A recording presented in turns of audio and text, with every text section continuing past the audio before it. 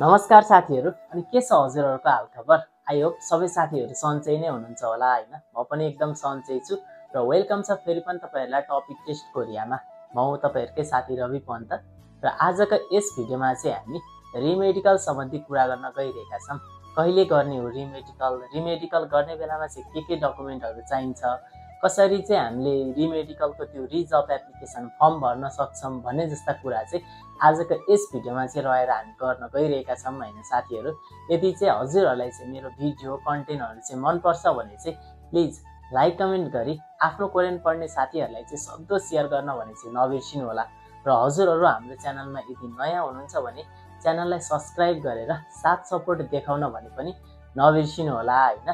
अहिले चाहिँ मलाई धेरै जस्तो मेसेजहरु चाहिँ रिमेडिकल सम्बन्धी आउने गरिरहेको छ। अब लगभग यो जनवरी पछि चाहिँ धेरै साथीहरुको चाहिँ रिमेडिकल पर्ने रहेछ। रिमेडिकल चाहिँ कहिले गर्ने हो भने हाम्रो एप्रुभ डेटको चाहिँ 1 वर्षको भ्यालिड सकिएपछि हामी एकचोटी पास भएपछि हाम्रो 2 वर्षको भ्यालिड हुन्छ, जसमा चाहिँ हामीले सुरुमा जब एप्लिकेसन फर्म भरिसकेपछि सेन्ड एप्रुभ भइसकेपछि चाहिँ 1 वर्षको भ्यालिडेट जब सकिन्छ त्यसपछि चाहिँ हामीले रिमेडिकल गर्ने हो। यदि 1 वर्ष भित्रमा पनि इस्यु भएन भने त्यसपछि अर्को वर्षको लागि चाहिँ हामीले रिमेडिकल गरेर फेरि रिजब एप्लिकेसन फर्म भर्नुपर्ने हुन्छ। प्रक्रिया सेम नै हुन्छ हैन साथीहरु। पहिला जसरी नै रिजब एप्लिकेसन फर्म भरेको अहिले त्यसरी नै भर्न मिल्छ, किनभने पहिला चाहिँ रिमेडिकल गरिसके पश्चात चाहिँ हामी इपिएस कोरिया शाखा ग्वार्कोमा आफै उपस्थित भएर नै आफैले हातले लेखेर फर्म भर्नु पर्थ्यो भने अहिले चाहिँ तपाईहरुले अनलाइन नै फर्म भर्न मिल्छ। कहिले गर्ने हो त रिमेडिकल भनेर धेरै जसो साथीहरुले सोधिराख्नुहुन्छ हैन। सर इपिएसले नोटिस निकाल्ने हो रिमेडिकल सम्बन्धी भनेर भन्नुहुन्छ। इपिएसले कुनै नोटिस निकाल्ने होइन। आफ्नो इपिएस आइडीमा आफ्नो रोस्टर भ्यालिड सकिसकेपछि चाहिँ हजुरहरुले चाहिँ रिजब एप्लिकेसन फर्म भर्न मिल्छ हैन। इपिएस आइडीमा हजुरहरुको जुन रोस्टर भ्यालिडेट हुन्छ त्यो सकिएपछि चाहिँ हजुरहरुले चाहिँ रिजब एप्लिकेसन फर्म भर्न मिल्छ। अब के गर्न सकिन्छ त भन्दाखेरि चाहिँ तपाईको त्यो जुन रोस्टर भ्यालिड सकिन्छ त्यो भन्दा चाहिँ 3-4 दिन अगाडि नै हजुरले चाहिँ मेडिकल गर्नु भए चाहिँ राम्रो हुन्छ। मेडिकल कुन हस्पिटलमा गर्ने भनेर धेरै साथीहरुलाई थाहा नहुन सक्छ। पहिला जुन हस्पिटलमा हजुरले मेडिकल गर्नु भएको थियो, जुन हस्पिटलमा मेडिकल परेको थियो त्यही हस्पिटलमा चाहिँ गएर हजुरले मेडिकल गर्नुपर्ने हुन्छ। मेडिकल शुल्क हजुरलाई 2200 रुपैयाँ मात्र लाग्छ हैन साथीहरु। मैले मेरो रिमेडिकल गरेको भिडियो पनि तल राखिदिनेछु डिस्क्रिप्सनमा, त्यो पनि हेरेर हजुरले रिमेडिकल सम्बन्धी जानकारीहरु त्यहाँबाट पनि लिन सक्नुहुन्छ।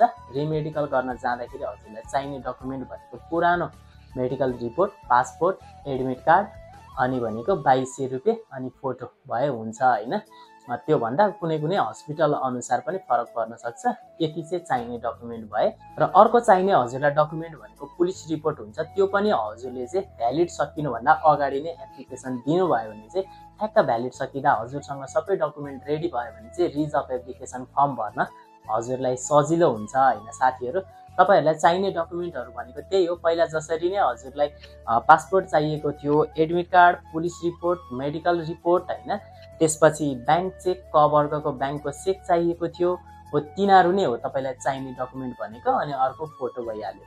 त्यही हो हैन साथीहरु। तपाईहरुले अहिले चाहिँ अनलाइनबाटै फर्म भर्न मिल्छ। पहिला चाहिँ ग्वार्को जानु पर्थ्यो। मैले गर्दासम्म चाहिँ ग्वार्कोमा गएर गरेको थिएँ। हजुरहरुको लागि त्यो भ्लग पनि राखिदिएको थिएँ हैन। अहिले चाहिँ हजुरहरुले अनलाइनबाट गर्न मिल्छ। कसरी गर्न मिल्छ म यहाँ एकचोटी हजुरहरुलाई सिकाउँछु है त। फर्स्टमा चाहिँ हामी गुगलमा जान्छौं। गुगलमा गएर इपिएस नेपाल लेखिसकेपछि सुरुमै हाम्रो नेपालको वेबसाइट आउँछ हैन। epsnepal.gov.np लेखेको हाम्रो नेपालको वेबसाइट आउँछ। हो त्यसमा हामी क्लिक गरेर भित्र जान्छौं। यहाँ गइसकेपछि यस्तो खालको इन्टरफेस खोल्छ हैन साथीहरु। र तपाईले यसको साइडमा देख्न सक्नुहुन्छ त्यो होम वाला लाइनको चाहिँ साइडमा फर्म एप्लिकेसन भन्ने देख्नुभयो होला। त्यसको 4 वटा लाइन हेर्न सक्नुहुन्छ हैन, जसमा जब एप्लिकेसन फर्म भनेको छ। त्यो चाहिँ हामीले सुरुमा भर्छौं जुन हामी पास भएपछि। सेकेन्डको एराइभल फर्म भन्ने छ, त्यसपछि तल सीबीटी फर्म एप्लिकेसन भन्ने छ हैन। त्यो भन्दा पनि तल जुन री-रेजिस्ट्रेसन फर्म भन्ने छ हो यो चाहिँ हामीले रिमेडिकल पश्चात गर्ने यहाँनेरिबाट चाहिँ गर्ने हो। री-रेजिस्ट्रेसन फर्म भन्ने छ, यहाँनेरि क्लिक गरौँ। त्यसपछि यस्तो खालको इन्टरफेस खुल्छ साथीहरु, जसमा तपाईले अब इमेल र पासवर्ड अहिले छैन, त्यसैले हामी साइन अपमा थिच्छौं। साइन अपमा थिचिसक्नु भइसकेपछि चाहिँ त्यहाँनिर तपाईँले आफ्नो नाम र एउटा इमेल आइडी मोबाइलमा भएको इमेल आइडी राखेर अनि पासपोर्ट क्रिएट गर्नुपर्ने हुन्छ। अगाडि थर अनि नाम लेखेर पुरै क्यापिटलमा राखेर चाहिँ नाम लेख्नु होला र एउटा इमेल र पासपोर्ट चाहिँ क्रिएट गरेर हजुरहरूले चाहिँ साइन अपमा थिच्नु भइसकेपछि हजुरहरू फेरि त्यही लगइन गर्ने ठाउँमा ब्याक जानुहुनेछ हैन साथीहरू।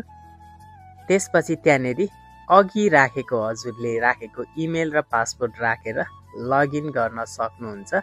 इमेल र पासपोर्ट राखिसक्नु भइसकेपछि चाहिँ लगइनमा थिच्दिनु होला।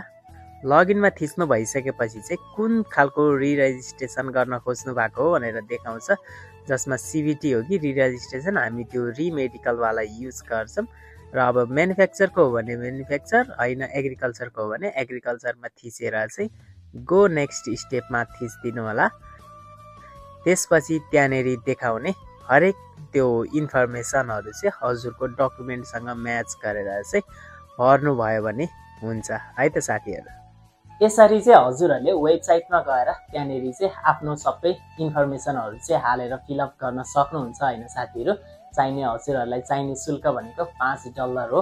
त्यो हजुरहरूले यहाँनिर ई सेवा खल्ती मार्फत हजुरले पेमेन्ट गर्न सक्नुहुन्छ होइन। हजुरहरूलाई देखाइहाल्यो कहाँनिर गएर हजुरले अनलाइन फर्म भर्न मिल्छ भनेर। इतिहास नेपालको जुन वेबसाइटमा गएर हजुरहरूले भर्न मिल्छ होइन, अहिले त्यो अप्सन आउँछ। त्यसरी चाहिँ हजुरले भर्न मिल्छ। भरिसक्नु भइसकेपछि चाहिँ त्यसपछि सेन्ड एप्रुभ जस्ता प्रक्रियाहरू हुन्छ र एप्रुभ भएपछि फेरि त्यसपछिको 1 वर्षको हजुरको भ्यालिड हुने भयो। त्यसपछि आउने इस्युहरूमा चाहिँ हजुरले 1 मा नहेरेर आफ्नो प्रोसेस चाहिँ 2 मा हेर्नुपर्ने हुन्छ होइन साथीहरू। यही थियो आजको रिमेडिकल सम्बन्धी केही कुराहरू। हजुरहरूको अझै जिज्ञासा छ भने चाहिँ हजुरले कमेन्ट बक्समा अथवा मलाई मेसेज गर्नुभए पनि हुन्छ होइन साथीहरू। ठिक छ, फेरि पनि हजुरहरूको लागि चाहिँ नयाँ भिडियो नयाँ कोसेलीका साथ उपस्थित हुने नै छु। जाने बेलामा चाहिँ अझै पनि हजुरहरूले हाम्रो भिडियोलाई लाइक गर्नुभएको छैन, कमेन्ट गर्नुभएको छैन भने चाहिँ प्लिज गरिदिनु होला र च्यानललाई सब्सक्राइब गर्नुभएको छैन भने चाहिँ प्लिज सब्सक्राइब पनि गरिदिनु होला भनेर भन्न चाहन्छु है त।